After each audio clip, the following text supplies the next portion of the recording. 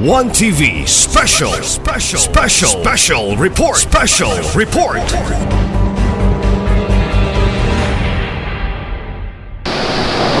Okay, so si Director, no, maningkamot ko siya based efforts nga ang deficiency nga close to 600,000 in our target of planting 1 million trees, no? Kaya para achieve na ito ang target sa 2026. Additional information, no, para ma-inspire ka tanan sa atong pag-execute, gawas nga ni ang commitment, giduwagan ni Director. Ako ipaabot ninyo that currently, of course, inspired ta for our 1 million tree planting program period tungkol sa atong projection na pending na karon sa PRDP ang atong application for an integrated coconut processing plant there. No? So, that was promised to me by the President when we graced the inauguration sa cocoa processing plant sa Balingasag. And to inform you, ang Balingasag, proyekto na sa atong direktor. Munang kaya ko kong gitar dito, gipatanaw, that what he was talking to me was really a reality. So, pag-adto dito, so, na kuhaan po na ito ka Presidente, so at least the commitment of the first 10 cocoa processing plant na musunod after Balingasag ang ato ang isa. Be that as it may, kung even assuming na mag-materialize na next year ang cocoa because of the procedure, construction, etc. Currently, we have 2 processing plants, coconut processing plants. The cocoa harvest in the 2nd district and the feeder port in the 1st district. Based on our business discussion with the senior executive officers of these 2 processing plants, ang atong probinsya, insofar as the need of cocoa harvest ang masupply sa atong probinsya currently na sa 40% of their 200,000 nuts capacity per day nga gi-process sa ilahang planta. 200,000 nuts per day. Ang 60% to meet the demand, niabot sila karon Lanao Norte, Lanao del Sur, and Zamboanga del Sur, Zamboanga Tibugan. That is as far as cocoa harvest is concerned. As far as Peter Port is concerned, Mayor Godwin Andomon din Activa kan at least kung pila ka percent lang ang masupply. So, both pasabot that demand is very high. Cocoa harvest will increase their capacity to 750,000 nuts per day sa ilang planta by first quarter of next year. No, that's why we are asking help from me nga ang ilang supply sa kurente nga mag-increase ang capacity sa substation sa atong electric cooperative. So, that's why I am very familiar and very specific on that demand. So, kanang 1 million na atong tanong, no, kulakon mga na, no, kung sa existing plus kunya kung mo-operate ang atuang kaugalingong planta. Kaya pag-operate ang kaugalingong planta, kanang inyong gipangtanom, mo manay atong i-contract. No? Kaya atong suportahan ining atong processing planta proyekto naman sa gobyerno. Okay? Very clear? Yes, sir. Kung tanong na 8,000 sa Mars, siguro na po sa 50,000 sa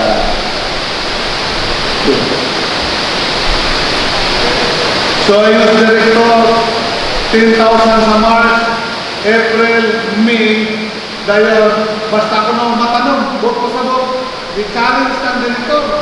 Base na sige ng deliver of sibling, kaya pagkaman o na rest of karang na kumbalay. Di ba? So, kung matanong, which I believe matanong, otherwise, kulit lang kung mag-promote si sa SIDA, no? So, sigurado ang ilan matanong, then, by June, 20,000 per month na ang idoga ni Director. Okay? Okay. So, ma'am, any more? So, wala na. So, ma'am, in behalf of the provincial government and the officials and our leaders, our partners, we thank you for your presence and your services for the people of the Sandwich community. Yo, nalagay ko yung balong. Okay. Ako lang ito yung balong karoon. Ang process, iagi na na dito sa Cagayan de Oro na International Court. So, dako kayo na sa ka tabang ko ka na ganito. Just recently, I already issued the planting agreement, which covers also that area. It's not yet part, because I mentioned that you have recommended for cancellation, and you still have to coordinate with the DA, sir. Okay, ang agree, please agree na DNR. Pero nalang yung nagyat ko sa DNR, kaya kanang pa-verify sa amang katong issue once kay si DNR ang mag-issue for kanang A&D for government land for A&D, then yung kakila sa DA para sa DA makalupit sa mga applicants. Yeah, Mercy will reconcile. No? First, is it covered under the flood tenorial instrument issued by DNR?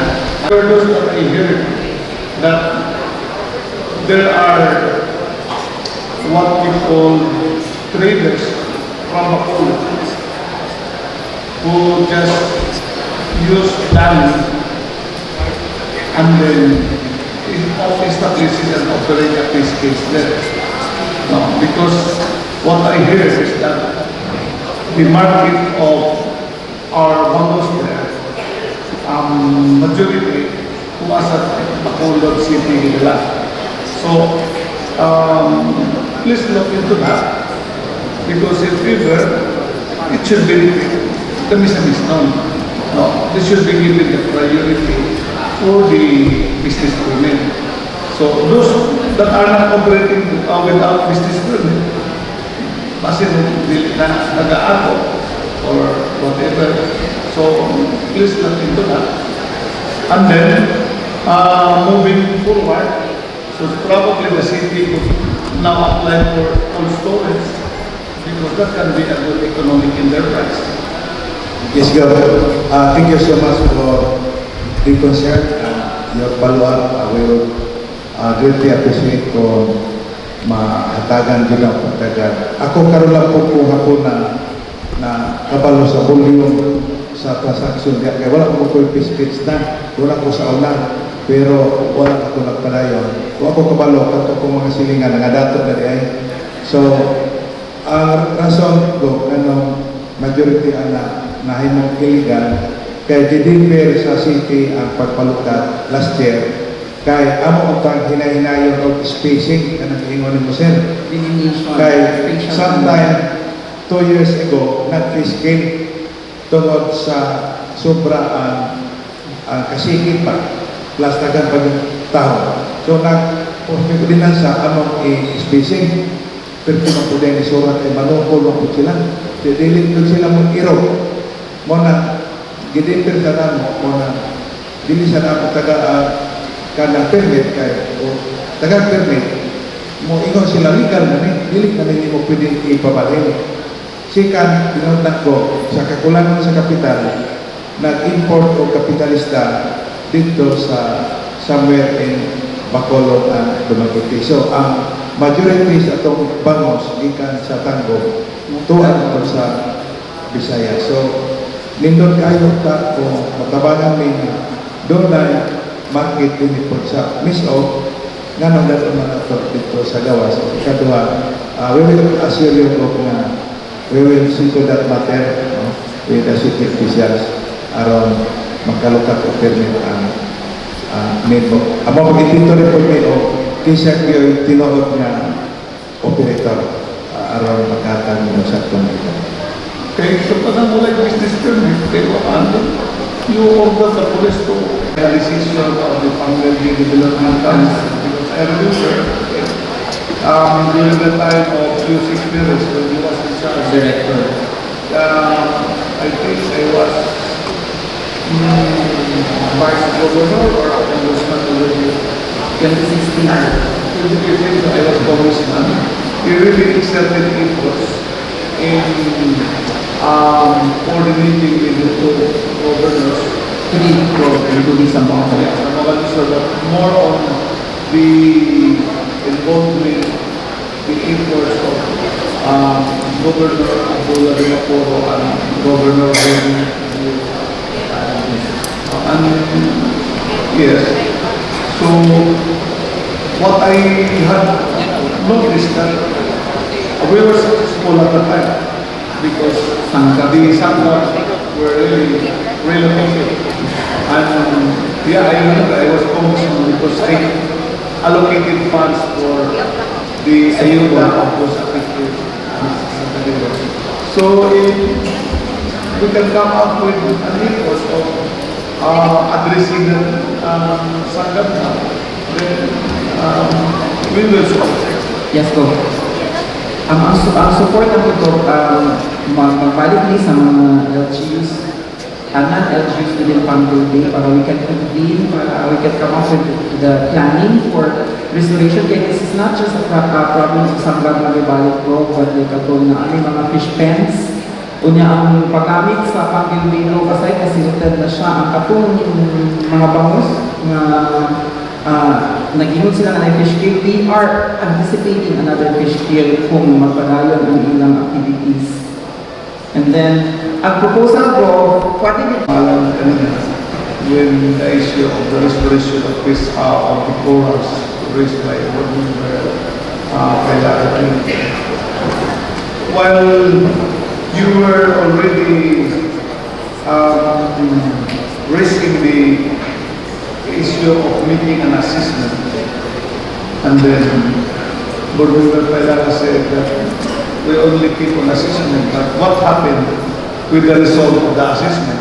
So probably because we lack the technical capability of coming up on what should be done. So there must be probably the project proposal, program, approach. Because scientifically, we don't have the capability, though we have a strong desire to restore our corals, because it is actually one of our tourist spots. The case of Panaon, the Visayas. So, if you can come up with the course of action, the program or the project proposal, and then we can be part of the solution. So what will be our role? No? Financial or otherwise, then we are very willing because we are the beneficiaries of that particular concern. And this successful activity could not be as successful without the support of our guests, our resource speakers, of course, headed by our Regional Executive Director of the Department of Agriculture, Director Apollo Patamana, together with his two deputies and the technical staff coming from the regional office. So we close na ang ating pinakagwapo, pinakahumot na Engineer Covita. Of course, ang iyang part karong hapon, di ba? Pero kagahapon pagilo siya pag-start sa program sa summit dire na siya, no? Ang atong direktor, kung gingon ng kagahapon, na dili siya artista, technocrats, no? Director Edward Yasa Pagusa. Kauban siya ang iyang technical staff, ang atong alternate technical coordinator sa Fish Corp, si Ma'am Mercy Paborada. Of course, atong nadungog, mulig-on na gyud. Sa una, medyo ang hilig nato pamutol sa atong kalubian. Tungod kay mas madali pa ang kwarta kaysa maghulat og saka sa kasa sa tulong ka bulan, ubos pa ang presyo. Karon, we are inspired to do the planting tungod kay ang atong coconut industry gitagaan na sa pagtagal sa atong gobyerno under the stewardship of President Bongbong Marcos. Now here, ang atong regional manager sa PCA na sa akong gingon, bilib ko, bilang wa yun magluka. No? Si Ma'am Ibig Buwanson sa PCA 10, kauban ko sa ang iyang mga technical staff. Of course, naadiri ang akong tukayo, no? Basta mga hindre, dili lang mga gwapo, ha? Diba? Pugihan, no? Because you call me as your working governor, so equally also hardworking ang atong team leader, no? Sa Region 10, sa Bureau of Soil and Water Management, si Mr. Henry Apolinares, Chef, kauban sa iyang mga technical team, no? Of course, ang atong regional manager sa Pilmic, no? Na tuana kay doon na mo siya'y giakpas karon nga activity sa atong silingan probinsya, si regional manager engineer Tista, no? Sa Pilmic. So sigurado na to nga, of course, mayor, ang atong sigurado na to nga itong rice processing plant sa Osamis, no? And the other proposals na isubmit nato sa iyaha together with his technical staff, no? So okay na ba, board, ang atong mga resource speakers ako nang na-mention tanan, no? Yes, now, last but not the least, no, ang gi-augment sa tuban, nag-text na to ang atong regional manager, si Director, pamutol sa atong kalubian. Tungod kay mas madali pa ang kwarta kaysa maghulat og saka sa kasa sa tulo ka bulan, ubos pa ang presyo. Karon, we are inspired to do the planting tungod kay ang atong coconut industry gitagaan na sa pagtagal sa atong gobyerno under the stewardship of President Bongbong Marcos. Now here, ang atong regional manager sa PCA na sa akong gingon, bilib ko, bilang wa yun magluka. No? Si Ma'am Ibig Buwanson sa PCA 10, kauban sa kaniyang mga technical staff. Of course, naadiri ang akong tukayo, no? Basta mga hindre, dili lang mga gwapo, ha? Diba? Pugihan, no? Because you call me as your working governor, so equally also hardworking ang atong team leader, no? Sa Region 10, sa Bureau of Soil and Water Management, si Mr. Henry Apolinares, Sir, kauban sa iyang mga technical team, no? Of course, ang atong regional manager sa PhilMIC, no? Na tuana kay doon po siya giagpas karon nga activity sa atong silingang probinsya, si regional manager engineer Tista, no? Sa PhilMIC. So sigurado na to nga of course mayor ang atong sigurado na to nga atong rice processing plant sa Osamis, no?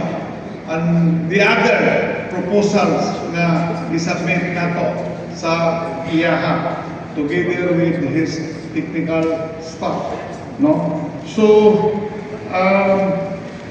okay na ba board ang atong resource speakers ako nang na-mention tanan, no?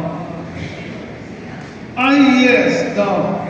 Last but not the least, no, ang gi-augment sa buwan. Nag-text na to ang atong regional manager, si Director Pranada, no? Nag-text sila kung karon na kini kung kano siya maka-bisita, he will make his graceful murag exit because mag-turnovers lang karon February 20 sa atong bagong acting manager. Ang akong gitubag, sir, nga your division manager is here and he is doing well, no? He is doing a very good presentation and a good answers, no? Defending your agency. So, si Engineer Antonio Guwili, no? Kauban sa atong provincial officer na si Mr. Sancho Hipi. Of course, ang atong PCIC na nag-aagpas din karon, no? Bisan tungod o coming from Zamboanga, Region 9, so ganyan kita at least at hatagan ta og igo nga informasyon ang katinawan na covered ang atong mga crops and livestock. No? Ang importante lang na kinahanglan ma-register. So, mura ginay trabaho sa itong farmers, o muna po itong trabaho, no? Leaders, PAW, technical team, PAW, MAW, under the supervision of the local chief executive. See to it, no? Dili lang magsalig sa atong suporta para always ma-clean nila the usual double clean dire sa atong probinsya. And I'd like to share this with Director Pacamalan dito dire sa national law ang DSWD muhatag og 100,000 pesos kung mabot og 100 years. Pag ikaw bisa-bis nun, dili lang 100,000 imong madawat, doble kay muhatag ang sa provincial government. Yun ang mga mis-mis na maningkamot yung kamabot yung mabuhan ng years old. No? So, tingnan anak ang atong so, of course, atong i-comment ang atong Provincial Agricultural Office headed by my Deputy Governor for Agriculture, no? Sir, wala ko'y PAW, no? Regular PAW. Iway mo sukol. Iway mo sukol. Na, ano mo sukol? Di ko na maagwanta ang akong kasama. Dili ko, miingon ko na kining medyo pag-agpas sa atong gusto na ma-achieve. Ayun, kanina itong ombudsman karon, si Ombudsman Crispin Boying Ramulina. Kauban niya na sa Kongreso, no? Kana siya, wala na siya chief of staff sa Congress.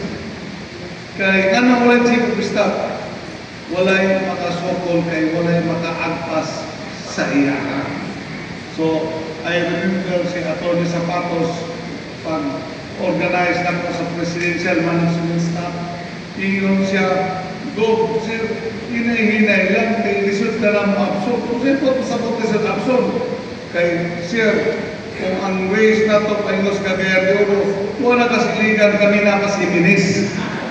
Now, so, with the board member Katame leading our PAO, together with our secretary, Mr. Salapuste, Mrs. Asida, Mrs. Anki Kagaanan, and all the working officers and staff sa atong Provincial Agricultural Office, please stand up. No? Happy kayo karoon, pinanilog na mo. Kaya nag-meeting ka sa una, ako mo patindog-dog lang hapon. Because before board member, nag-assume sa ako ay Provincial Agricultural Officer. No? So, congratulations for the job well done. And of course, ang akong mga department heads na kanunay usap na nag-alalay, teamwork man multitask. No? Over there, ang atuang mga participants from the 14 municipalities and 3 cities headed by our local chief executive. With your participation, strong support, and grabe interactive, lively ang atuang mga discussions. Of course, our board members, headed by our Vice Governor, and the Adrigapon intact. No? And by the way, in the last RDC Full Council meeting, iignan ko sa taga-Dibdib nga that was the first meeting sa RDC na nagsugod o alas 9 sa buntag nahuman sa alas 6 sa hapon na kung unsa ang attendance sa buntag pagkahapon, no, wala naman perfect pero 98%, no, ang nagpabilin. Doon ay usa na sakpan na niunang uli ang representative sa DISOD, doon na po siya winhilid to the point resolution order sa RDC chair directing him to explain, no? So, iyon anak ang atong RDC na per feedback sa atong taga-dipdip, first time kuno ko nga wala kay umakunog paningod to, magkahilis na dayon ang attendance. Asa man to gikan governance diri sa probinsya sa Misamis Occidental. Sirs, akong mga bisita, Mr. Speaker, kung unsa kagahapon kadaganon mo sa gihapon karon sa atong closing ceremony. Iyon natin ang seriousness, dedication sa mga public servants, mga Misamis nun.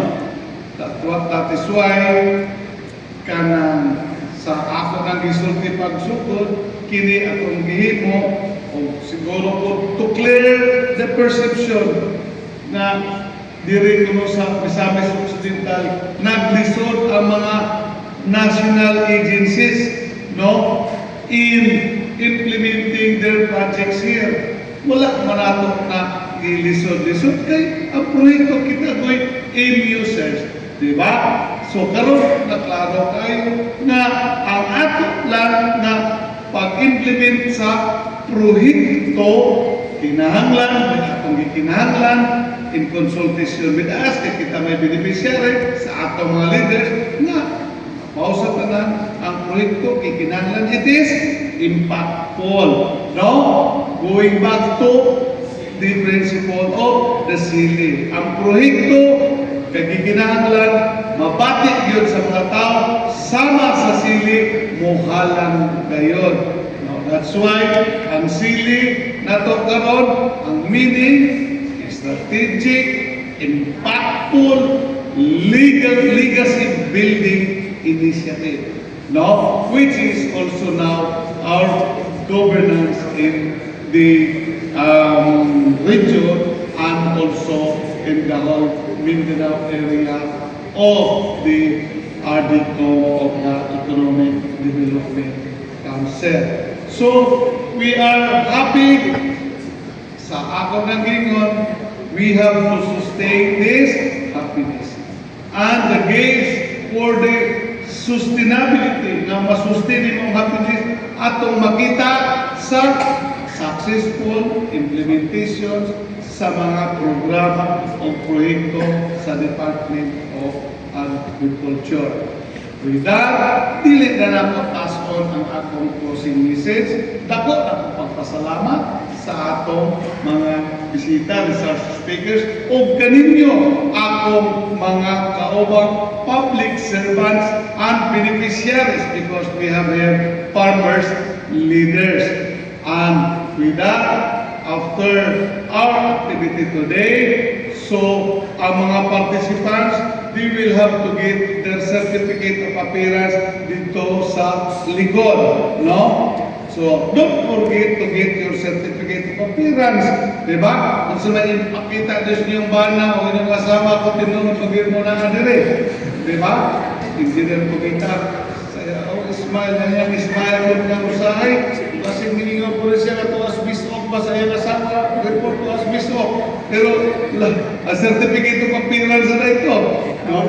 For our resource speakers and our guests, no, from our down to the driver, your token will be delivered to your respective seats, no? Ang atong token and what we call our certificate of appearance for the mayors, the board members, and the department heads. You will have to claim your certificate of appearance dito sa VIP lounge nato. With that, again, thank you very much. And maasinso ng Summit of Provincial Salamat po. Once again, our Governor Henry C. Johnny now. So let's take this time for a photo opportunity. We'd like to request our media. Mayong hapon, kumusta nga itong 2 days nga summit sa agriculture? Una sa tanan, maayong asenso nga kahaponon atong tanan, medyo dagom-dagom ra ba gamay sa gawas. Karon we're almost like mga 75% na atong summit. We still have 2 more speakers. They are from BIFAR and FISCOR. Okay, kumusta ang atong summit? So far, among nadunggan, murag nagyud say dako kayo nga nahatag nga kana bang importansya. Nakita nato unsa di ka importante ang summit. Unsa benepisyo nga mahitabo after the summit. So karon wa gyud magmahayang atong pinanggang gobernador nga nakahimo tag programa nga susama nini. Remember, this is the first gyud nga asenso agricultural asenso summit sa ato ang probinsya. Doon naka-invite magitang mga regional directors. Mao ginay importante kay ang summit di raman ni maghisgot sa unsay mga lokal nga programa.